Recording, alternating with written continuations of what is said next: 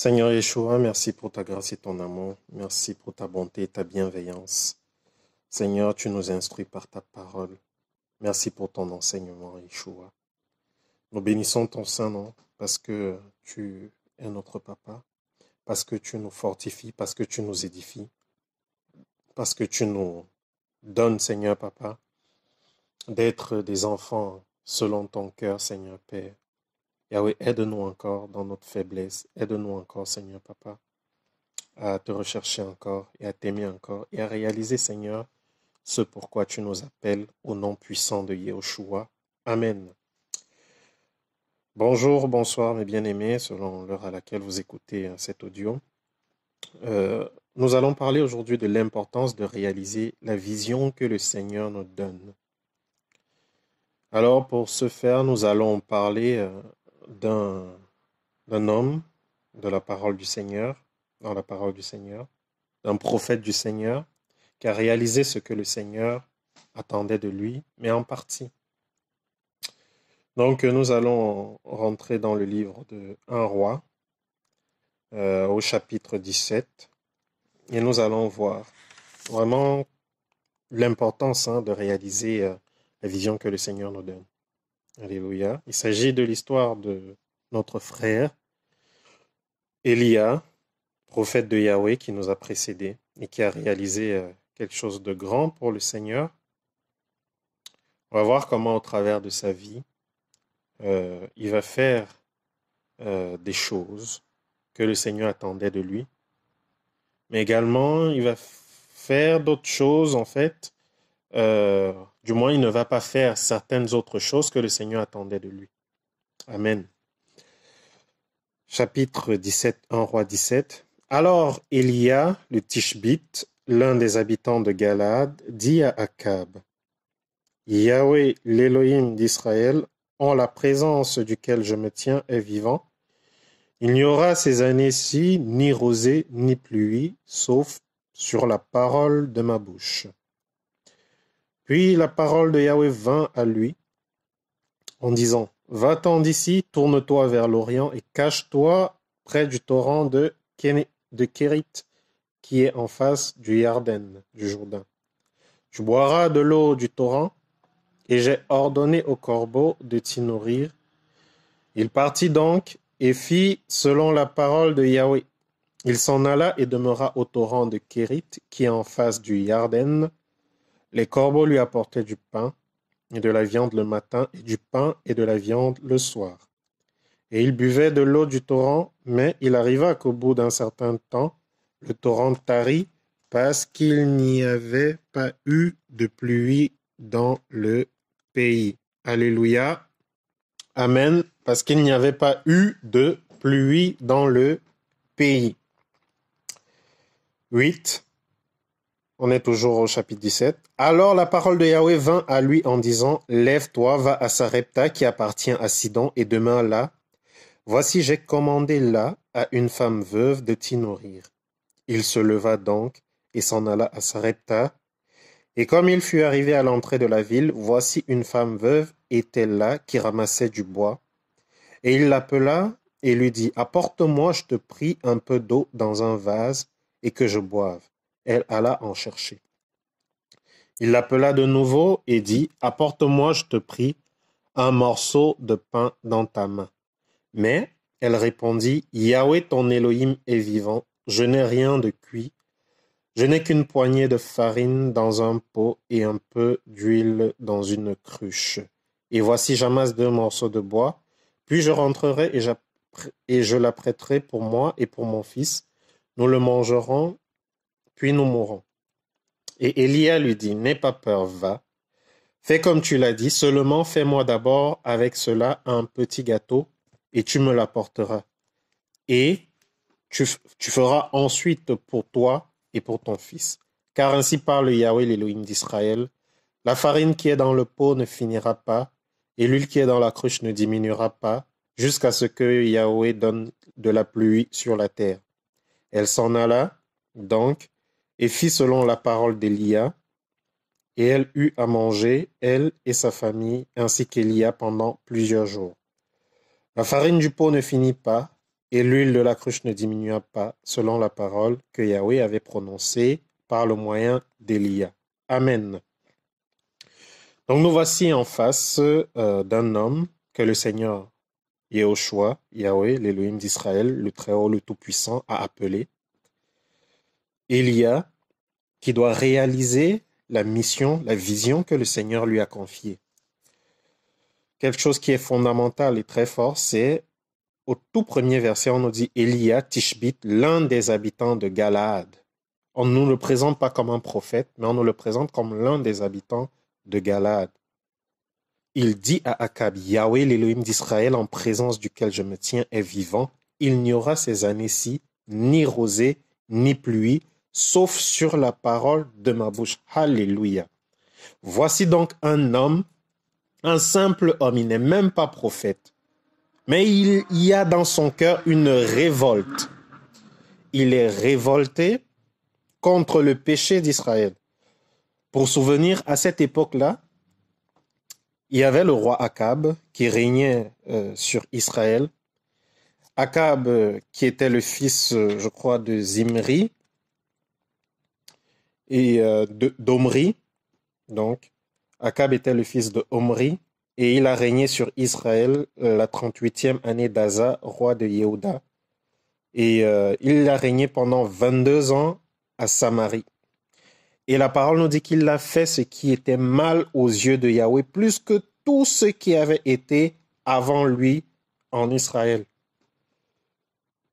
Et il a épousé Jézabel, fille d'Edbal, roi des Sidoniens. Alléluia.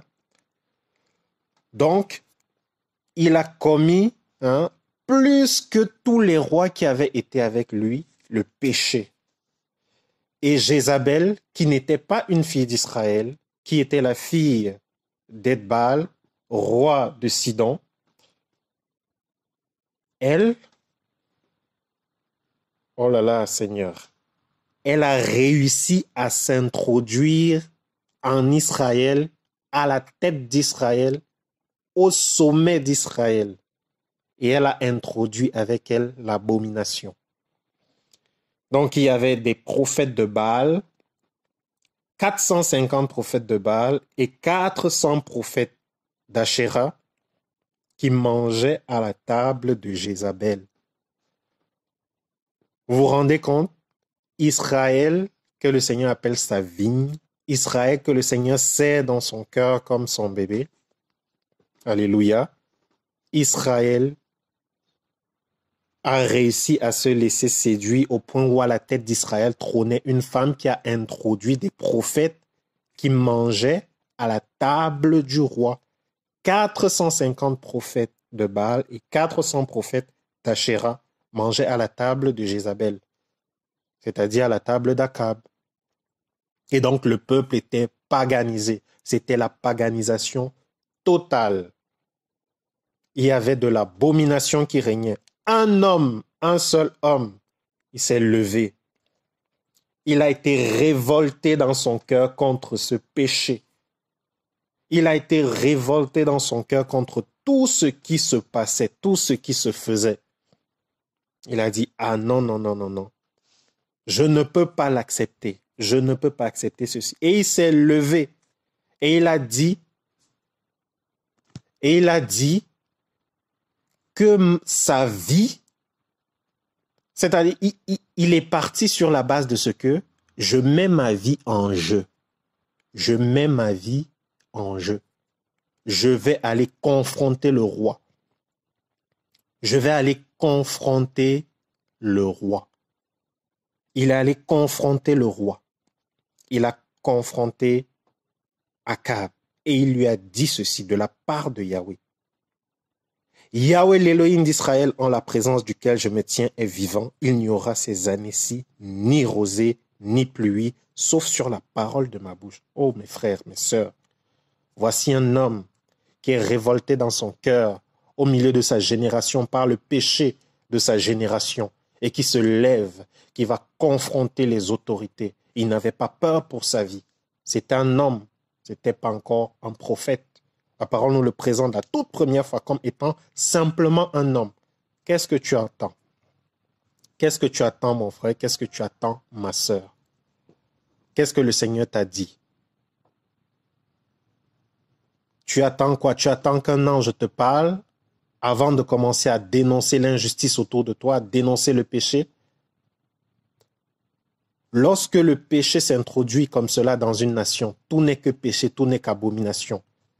Regardons les nations dans lesquelles, à la tête, il y a des personnes qui pratiquent le péché, qui aiment le péché, qui s'adonnent au péché. Dans ces nations-là, tout n'est que péché. Ça commence à pourrir par la tête, depuis le sommet. Et lorsque ça pourrit au niveau du sommet, à la base, ça infecte également.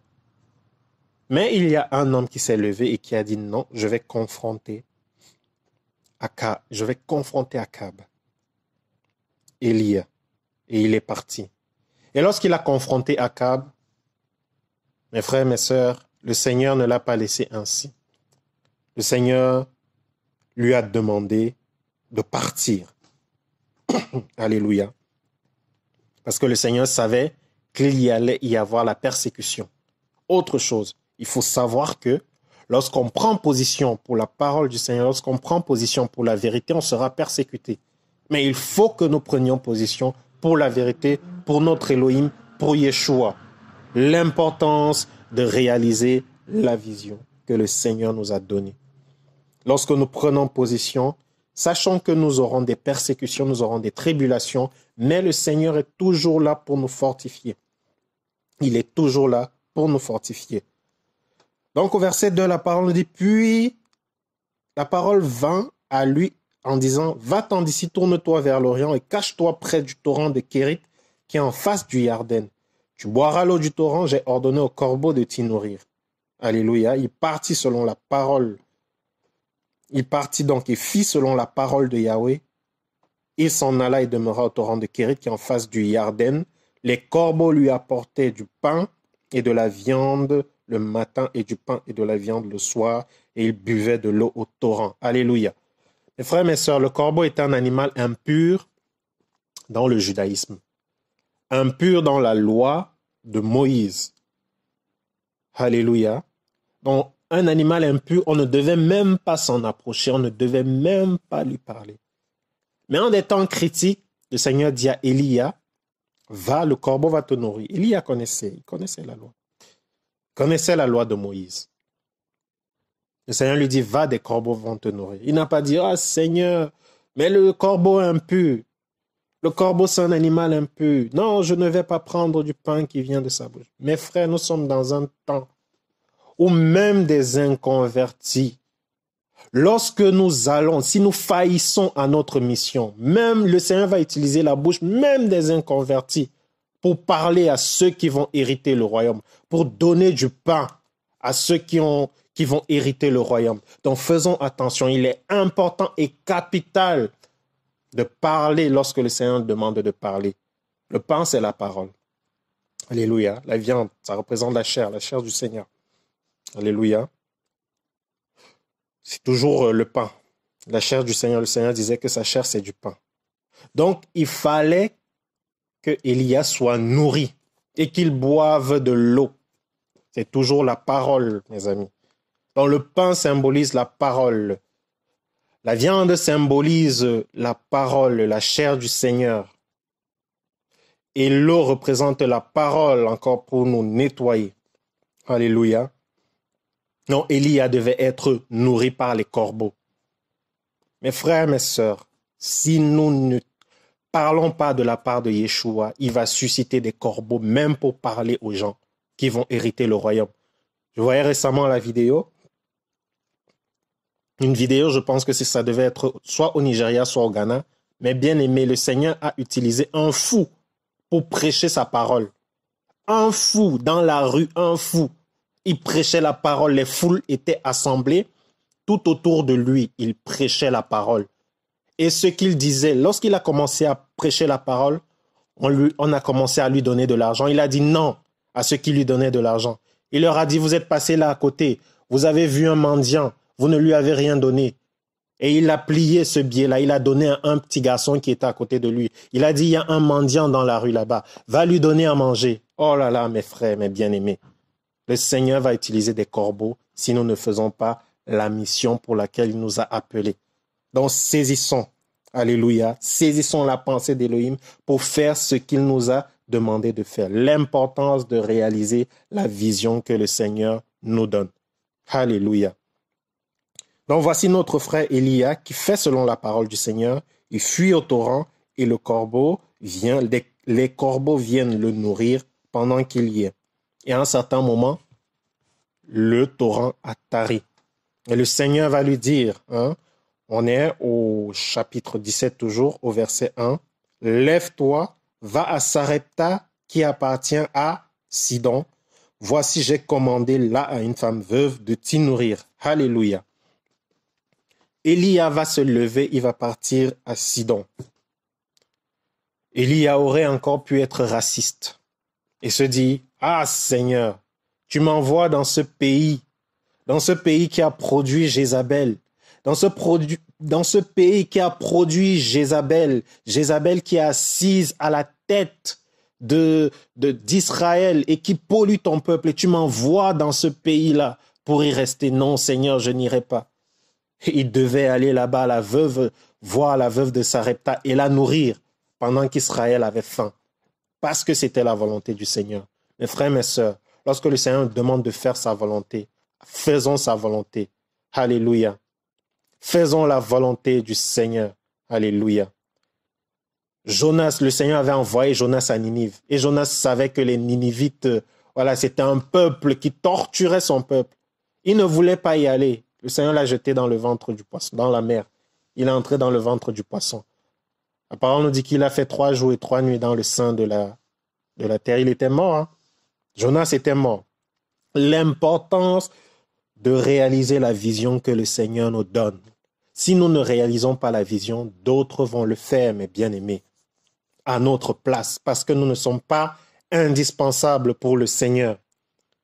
Jonas était mort. Lisons encore bien son histoire. Il était mort et le Seigneur a pris exemple sur lui. De même que Jonas a été 3 jours et 3 nuits dans le sein de la mer, il faut que le Fils de l'homme soit 3 jours et 3 nuits dans le sein de la terre. Alléluia, Jonas était mort. Et lorsque nous lisons la fin de Jonas, on voit bel et bien qu'il dit que les torrents de la destruction l'avaient environné, c'est-à-dire le Sheol l'avait couvert. Il le dit. Le Sheol, il le dit si bien. Donc il était mort. Il était dans le séjour des morts. Et le Seigneur l'a ressuscité. Alléluia.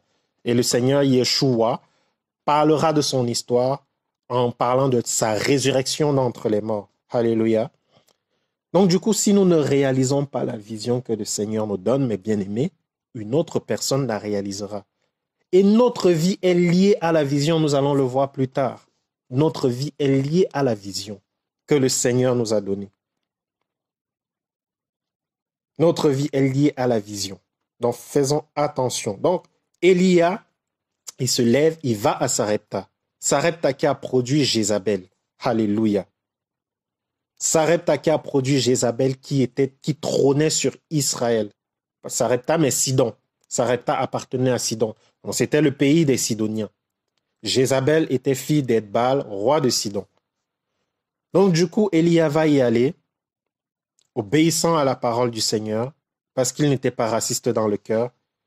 Il ne disait pas, c'est eux qui mangent tous les produits de chez nous, c'est eux qui sont à la tête de notre nation, c'est eux qui apportent le péché sur notre nation.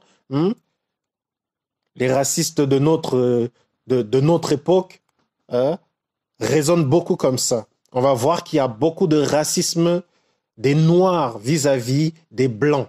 Beaucoup de racisme, mes frères, mes sœurs. Alors que des fois, des personnes même de simples conditions, comme vous et moi, ne demandent même pas à à aller dans d'autres pays pour les piller. Ça se passe à des hauts niveaux.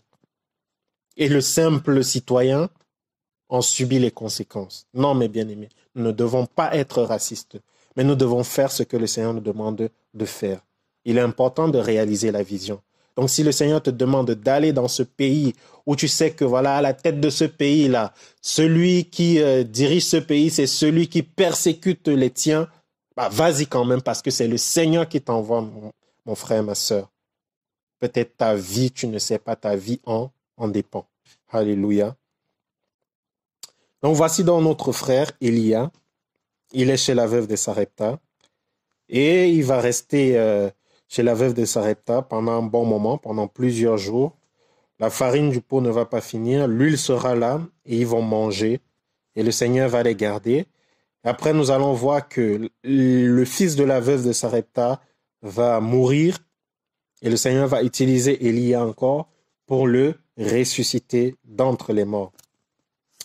Et après cela, il va avoir une grande famine à Samarie, mais une très grande famine, parce que le ciel avait été fermé pendant 3 ans. Il y avait 3 ans de sécheresse, et donc il n'y avait plus de blé, la terre ne donnait plus de ses produits, il y avait de la famine.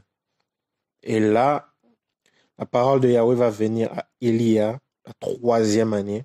Il va dire, va, montre-toi à Akab, et je ferai tomber la pluie sur la terre. Le Seigneur voulait donc délivrer son peuple de la captivité jézabélique. Le Seigneur voulait délivrer Israël de la captivité de Jézabel. Donc 450 prophètes de Baal et 400 prophètes d'Achéra qui mangeaient à la table de Jézabel vont être décapités sur le mont Carmel parce que le peuple va choisir Élohim. Élohim va démontrer sa puissance, le feu va tomber du ciel et va consumer l'offrande que Élia va faire selon la parole de Yahweh que Yahweh lui avait donnée. Et du coup, là, Israël va être délivré de la captivité jézabélique, de la captivité des prophètes. Cependant, Jézabel était encore là. Elle a lancé une parole contre Élia. Elle a lancé une parole contre Élia. On va prendre le chapitre 19. On va lire. Akab rapporta à Jézabel tout ce qu'Élia avait fait et comment il avait tué par l'épée tous les prophètes. Et Jézabel envoya un messager vers Élia pour lui dire: qu'ainsi me traitent les Elohim et qu'ainsi ils y ajoutent si demain à cette heure-ci, je ne me sers pas de ton âme comme de l'âme de l'un d'eux. Alléluia. Jézabel va sortir une parole et notre prophète appelé par Yahweh va fuir. Alléluia.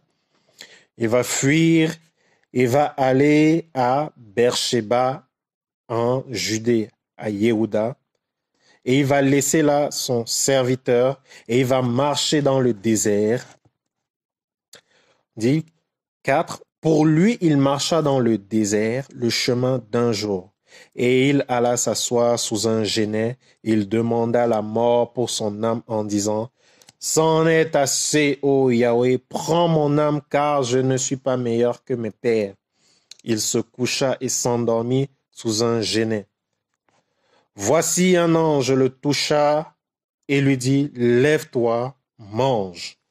Il regarda, voici à son chevet un gâteau cuit sur des pierres chaudes et une cruche d'eau. Il mangea et but. Il retourna se coucher. Et l'ange de Yahweh vint une seconde fois, le toucha et lui dit: lève-toi, mange, car le chemin est trop long pour toi. Alléluia. Le chemin est trop long pour toi. Donc le Seigneur avait encore des missions et des missions pour Élia. Mais Élia va dire: c'en est assez, ô Yahweh, prends mon âme, car je ne suis pas meilleur que mes pères. Élia pensait qu'il est meilleur que ses pères. Alléluia. Erreur. Il pensait être meilleur que ses pères parce qu'il ne s'était pas corrompu.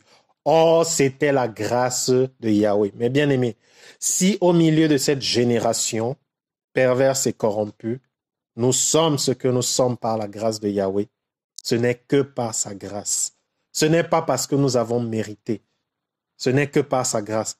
Et dans nos moments de faiblesse, nous pouvons encore nous rendre compte véritablement que c'est seulement par la grâce de Yahweh que nous pouvons accomplir ce que nous accomplissons, que nous vivons, que nous pouvons faire ce que nous faisons, que nous avons un travail, que nous avons une famille, que nous avons la santé, le souffle de vie, que nous sommes en paix au-dedans de nous, malgré le trouble, le tumulte qu'il y a au-dehors. C'est seulement par la grâce de Yahweh. Ce n'est pas par notre mérite. Nous n'avons rien fait de plus ou de moins que, peut-être même de moins, nous en avons fait, que les personnes qui sont tout autour de nous. C'est la grâce de Yahweh qui nous a élus. Nous avons été élus selon la grâce de Yahweh. Et la grâce, c'est une faveur imméritée. Nous n'avons aucun mérite. Et le mérite revient à Yehoshua et Yehoshua, lui seul. Alléluia. Donc, notre frère Élia, il se lève et il mange. L'ange lui dit, lève-toi et mange. Il se lève, il mange une première fois. Gâteau, cruche d'eau, du pain, la parole et de l'eau. L'importance de manger la parole. Alléluia. Donc, nous sommes là, nous voyons depuis que les corbeaux le nourrissaient, on a dit le pain, c'était l'image de la parole, la viande, c'était la chair du Seigneur. Le Seigneur dit, celui qui ne mange pas ma chair et qui ne boit pas mon sang n'aura pas part avec moi. Et la chair du Seigneur, c'est sa parole, c'est son corps qui est donné pour nous également. Et l'eau, c'est toujours la parole, cette parole-là qui nous nettoie, qui met en nous vraiment cette source éternelle de la part du Seigneur et ces sources-là qui jaillissent jusque dans la vie éternelle, selon ce que le Seigneur a dit à la femme samaritaine au puits de Jacob. Alléluia. Des sources d'eau vive qui jaillissent jusque dans l'éternité. Alléluia. Donc, du coup, la parole, c'est le gâteau cuit sur ces pierres chaudes et une cruche d'eau. Il mangea, il but et retourna se coucher. L'ange est encore venu le réveiller. Il lui a dit, Élia, lève-toi, mange encore, car le chemin est long, car tu as encore une grande mission à accomplir. Mais Élia, on va lire.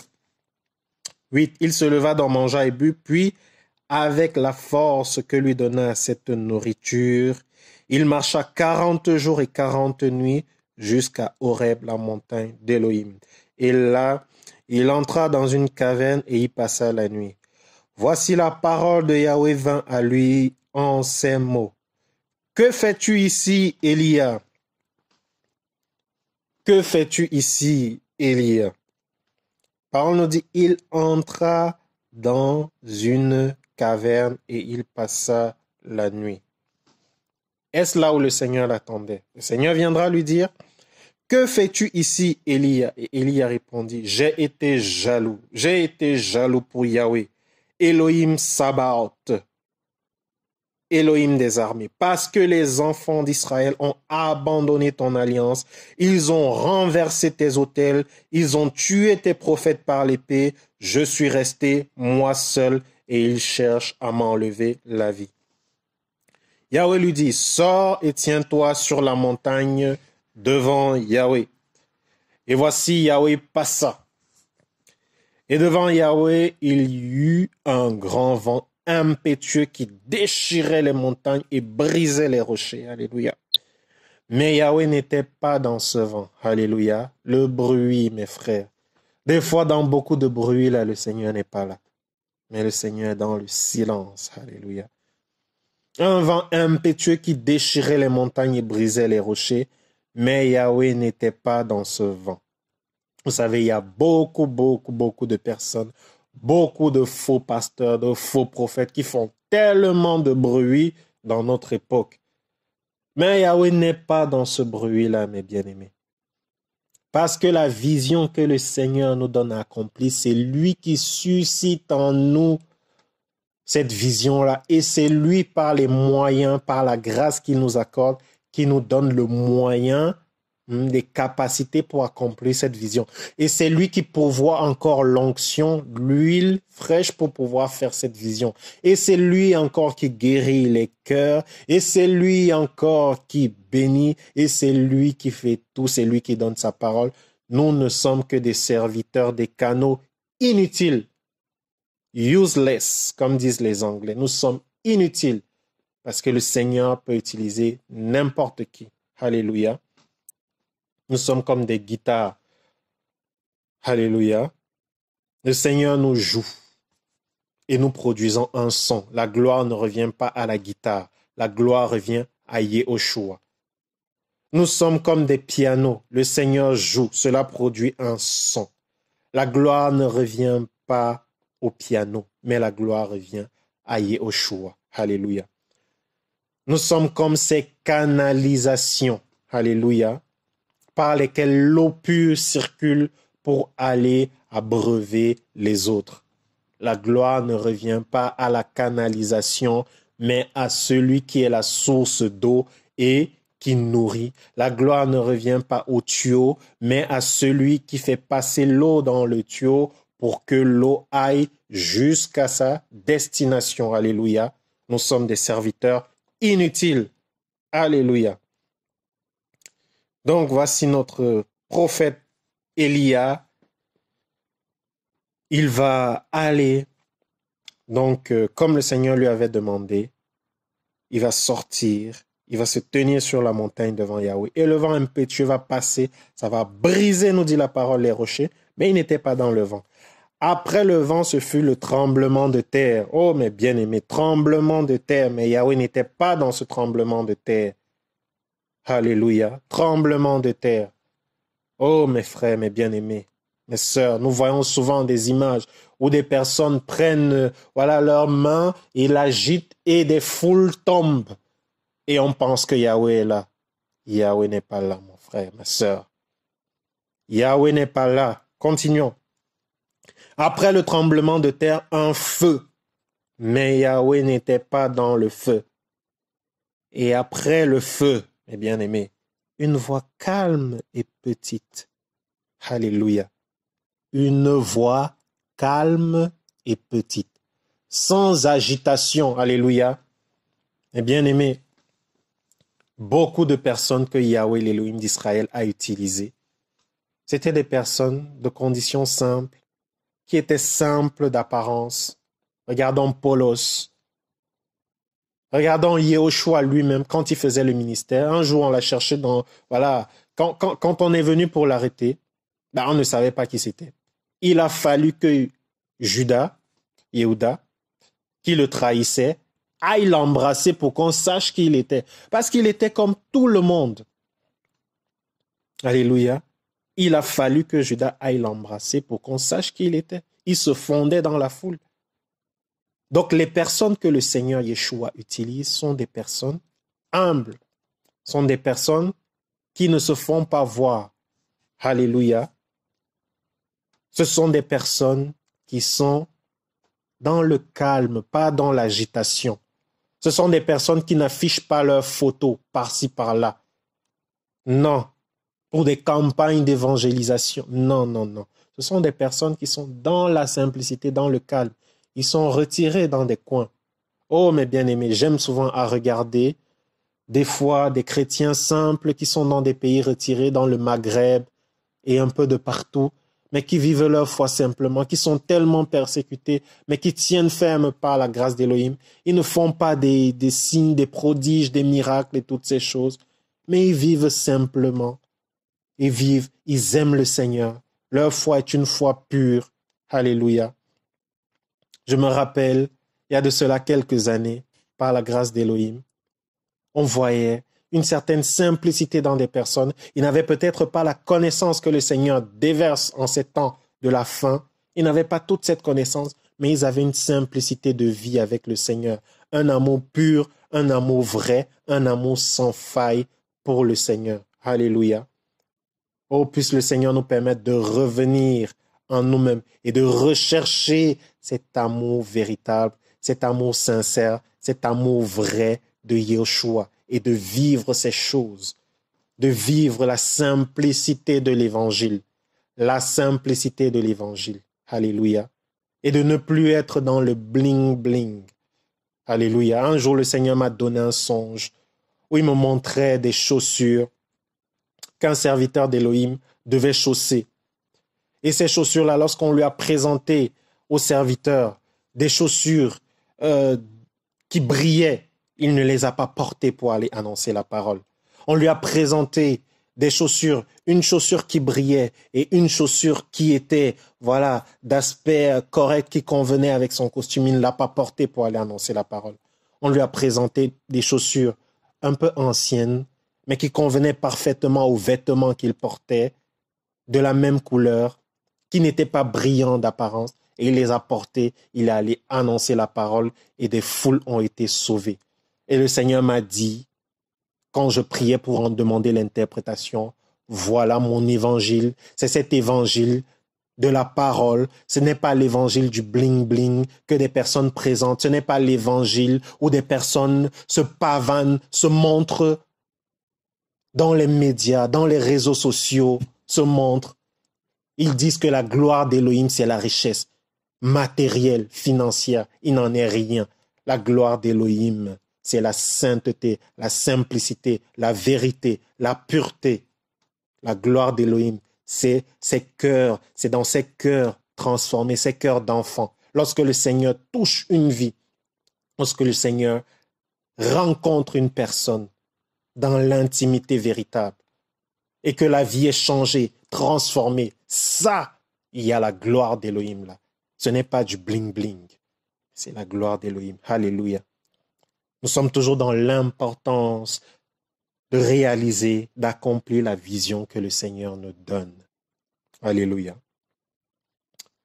Donc nous allons voir ici au chapitre 18 toujours, chapitre 19 pardon, au verset 12, que après le tremblement de terre,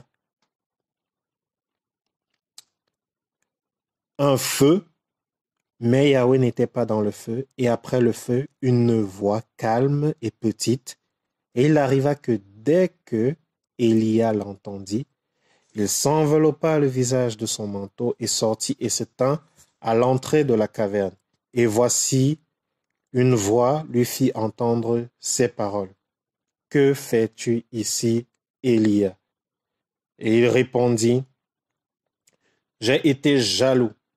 J'ai été jaloux pour Yahweh, Elohim, Sabaoth, parce que les enfants d'Israël ont abandonné ton alliance, ils ont renversé tes autels, ils ont tué par l'épée tes prophètes, je suis resté moi seul et ils cherchent à m'enlever la vie. » Mais Yahweh lui dit, « Va, retourne par ton chemin vers le désert de Damas.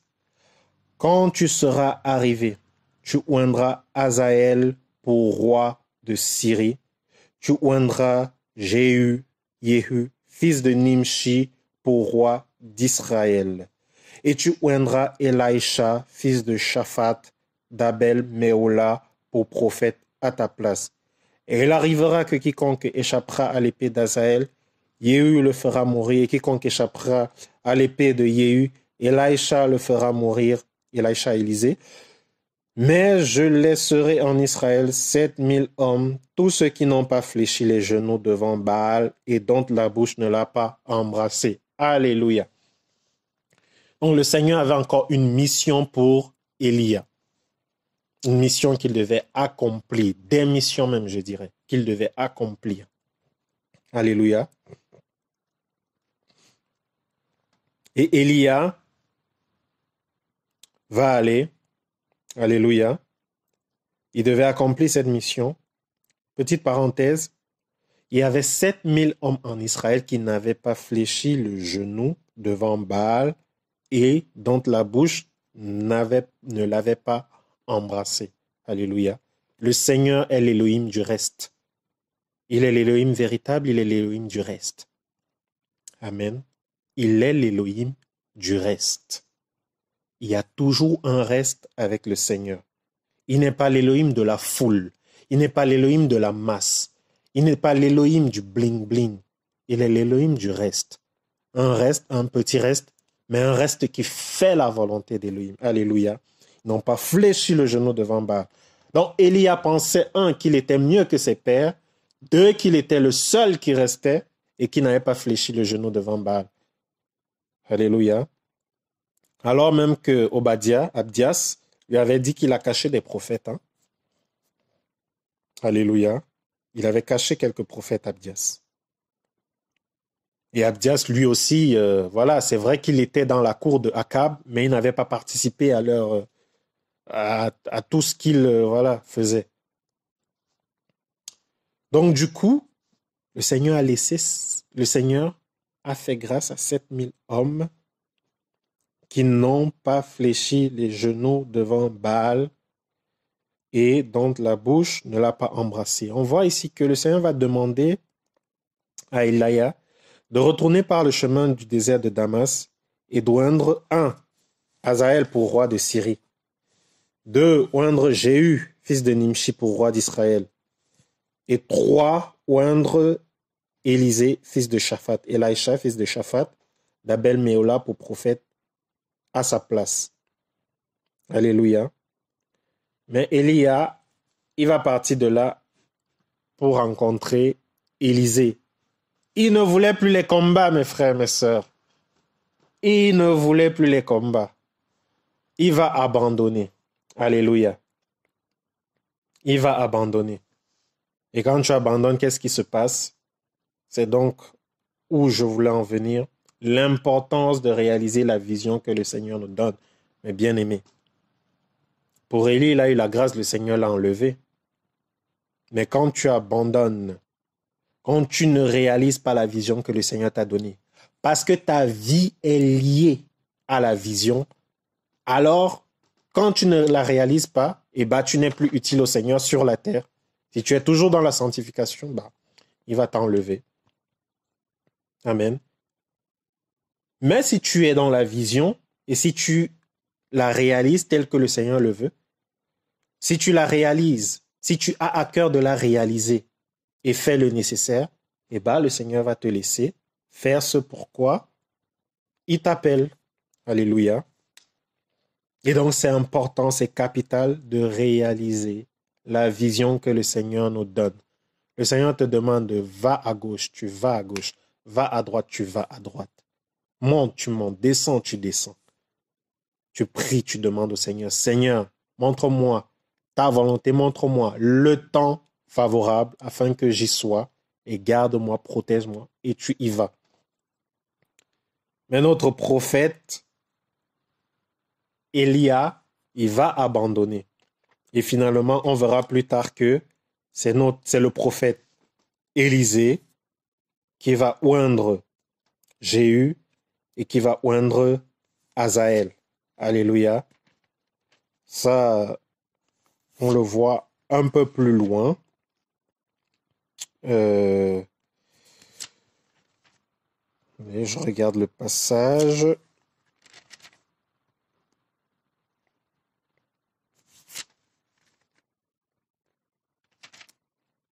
Alors, Élisha qui... effectivement, c'est Élisha, le prophète Élisée, qui va donc oindre Hazaël et qui va oindre Jéhu sur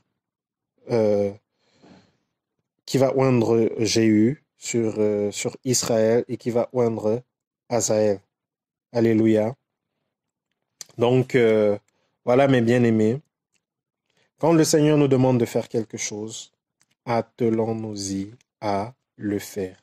C'est important, c'est capital. Alléluia. C'est dans 2 Rois, au chapitre 8, que le prophète Élisée va se rendre à Damas et qu'il va oindre Hazaël.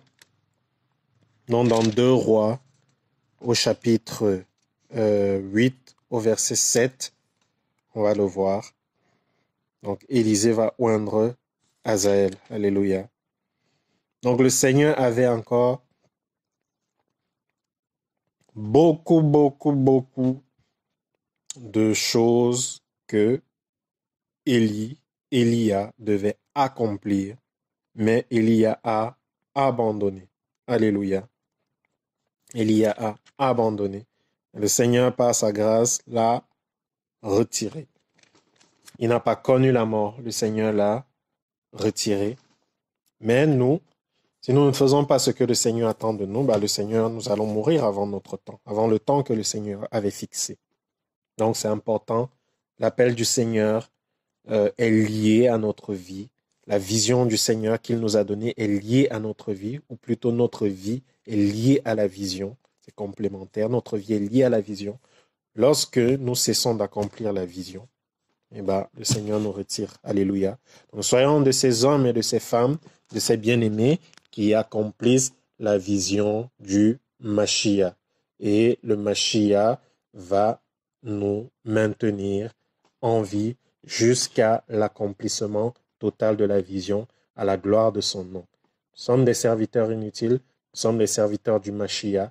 Que le Seigneur Yeshua nous garde, que le Seigneur Yeshua nous bénisse, au nom puissant de Yeshua. Amen.